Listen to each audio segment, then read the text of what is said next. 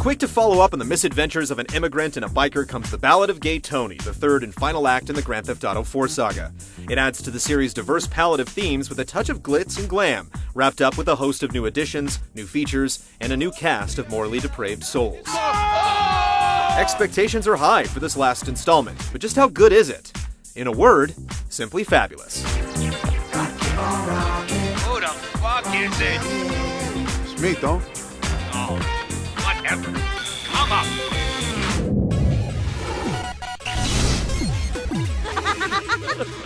What's going on? What? Huh? Why'd you call? I don't know. Because of that thing, T? Come on, that sparkly thing. Wake up, you junkie fag. Oh, right. That thing. That shit. Right, that thing. Okay. All right, Louis. All right, we gotta go. Jesus, man. I feel like a camel shot in my mouth. Business just isn't what it used to be for Tony Prince, Liberty City's preeminent nightlife impresario. On top of staving off old age, dipping nightclub attendance, and a few nasty habits, the man's also landed himself in a bit of debt, stirring some conflict with his seedy investors who've come to collect. I guess we don't have to beat you two lovers up. Yeah, good luck. See you later. Oh, nice to meet you, Muscles. As Tony's business partner and bodyguard Lewis, it falls on you to get him back on his feet.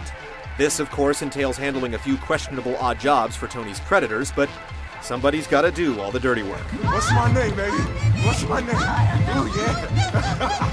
Yeah. In true Rockstar tradition, The Ballad of Gay Tony tells a dark tale with undercurrents of fanaticism and farce interspersed among its cast of well-developed characters. Tony is a neurotic, obnoxious mess who, despite his failings, is a truly lovable loser, while Lewis plays foil to his loudmouth antics with an understated, no-nonsense intensity. Evan, look. I always thought that even for a coke push and steroid junkie, you were a particular asshole. Okay, I'm just gonna admit that. Now, would you shut the fuck up before I shut you up? The writing is sharp, packing plenty of wit and personality, and isn't afraid to push a few buttons in the name of entertainment.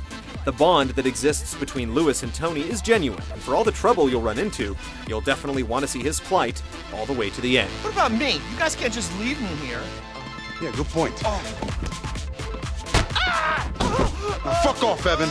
You gave him the pills. Be gone before I get back.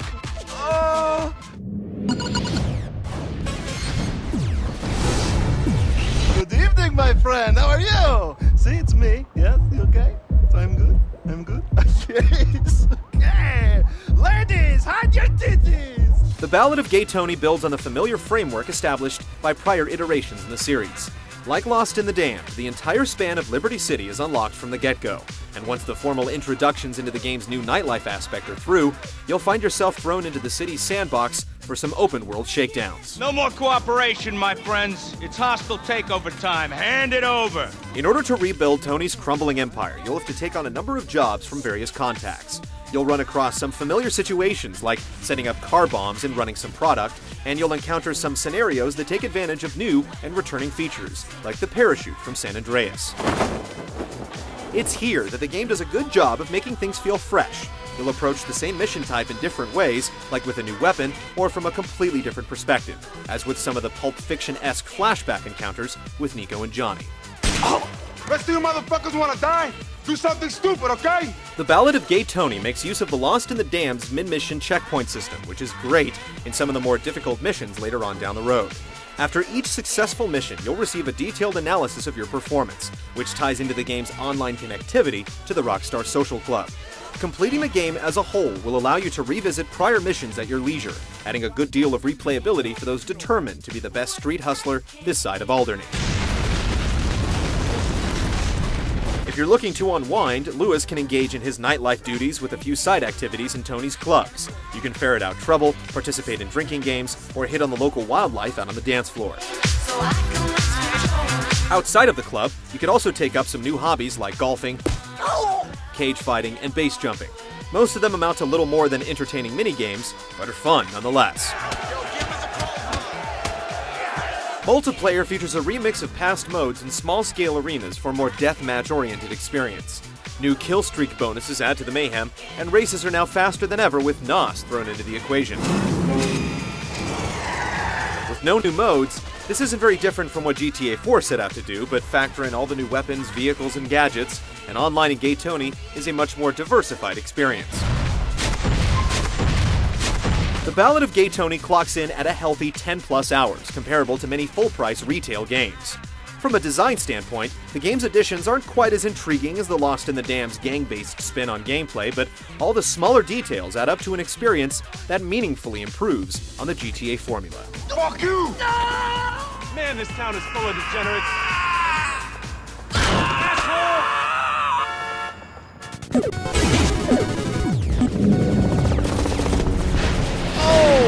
Rock, hey, how are you? There they are, the spick and the fag. Yo, Rock, you invested in the wrong clubs, man. Maybe split sides is more your vibe. Oh, but I'm sure I would have found that funny if I spoke spick.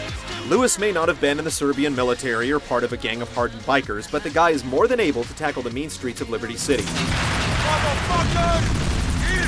Much of the series' core gameplay remains untouched.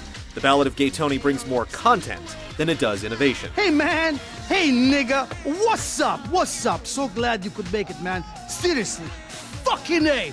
Yo, for real, man. Yep. You okay, bro? At the top of the menu is a new loadout of arms, with goodies like an assault SMG, incendiary shotgun ammo, and sticky bombs rounding out a short list of explosive new options. You'll find yourself with a lot more tools to dish out the damage, though a lot of the lingering issues like iffy blind fire and sticky cover remain annoying hindrances. As was the case with past iterations, a lot of the game's flow is entirely what you make of it. You can choose to pursue your own interests with lazy scenic drives around town, or get straight to the point with cab rides to the next story mission. Take me over to Hove Beach. Cool. I'll take the long way. A few new activities you can engage in, like helping to build a friend's budding drug empire, add substance to the side missions, but the nightclub aspect of the game feels underwhelming and underused. Compared to the Lost in the Damned, Gay Tony takes more of a safe bet by choosing to add more than to innovate. Look at me. Watch my lips move. I can teach you things. But there's no arguing that there's still plenty to see and do around Liberty City, and that's what truly counts. Are you kidding?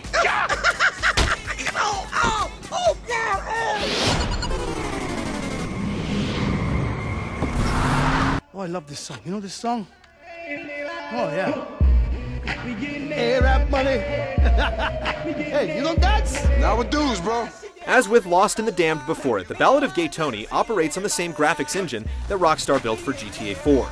And though it's since been outdone by bigger and better tech, early 2008 still looks pretty great. The game ditches the Lost in the Damned's pulpy aesthetic for a return to an au naturel look, and despite the occasional in-game weirdness like pop-in and frame rate stutters, the game's attention to detail when it comes to animation and scene building is still top-notch. Sorry, as much as I'd like to right now, I'm not letting you kill yourself. Try and stop me, huh? Okay. On the audio end, the voice acting is up to snuff with Rockstar's best. The actors pull off their roles with convincing determination, especially the emasculated Tony, who just can't seem to catch a break. The game also updates its radio playlist with a set of new tracks, as well as a choice selection of dance, disco, and house to fit in with each of the game's separate club settings. And if you buy the episodes from Liberty City Disc Edition, you get an extra radio station, Vice FM, for a touch of 80s flavor thrown into the mix. Hold on, I can explain. Hold on! Please.